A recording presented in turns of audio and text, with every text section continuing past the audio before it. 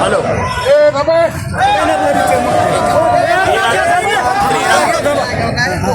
श्रीराम कारखान्यातील कामगारांचा हा मोर्चा आहे.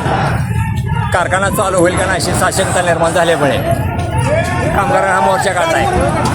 तोडणी वाहतुकीचे वगैरे अजून पेमेंट नसल्यामुळे कारखाना चालू होईल का नाही ही परिस्थिती निर्माण झाली. 2 महिन्याचे आमचे पगार थांबले. जव्हार निघून गेले. जव्हार कारखाना मोडून निघून गेले. जव्हार कारखाना करार सोडून निघून गेले. श्रीराम चालू शकत नाही आणि नवीन करार होणार होता त्याला शासनाने स्टे दिलेला आहे. शासनाने स्टे का दिला आहे त्याचं काही उत्तर राहिलेलं आहे. त्यामुळे हा कामगारांच्या पोटापाण्याचा प्रश्न, जीवन मरणाचा प्रश्न, त्याच्या कुटुंबाचा प्रश्न निर्माण झालेला आहे. म्हणून हा आम्ही मोर्चा काढतो शासनाला जाग आणण्यासाठी. तरी शासनाने वेळेत दखल घेऊन लवकरात लवकर निर्णय द्यावा, अन्यथा आम्हाला अजून पुढचं पाऊल उचलावे लागेल. आम्ही सहकुटुंब सहपरिवार कदाचित अन्नत्याग आंदोलन करू.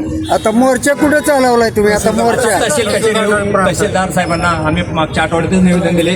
मुख्यमंत्री, उपमुख्यमंत्री साहेब, सहकार मंत्री, कामगार मंत्री, साखर आयुक्त, युनियन आमचे पलटण जिल्हा प्रमुख, SP साहेब, कलेक्टर साहेब, प्रांत साहेब, तहसीलदार साहेब, पोलीस स्टेशन शहर या सर्वांना आम्ही निवेदन दिलेलं आहे.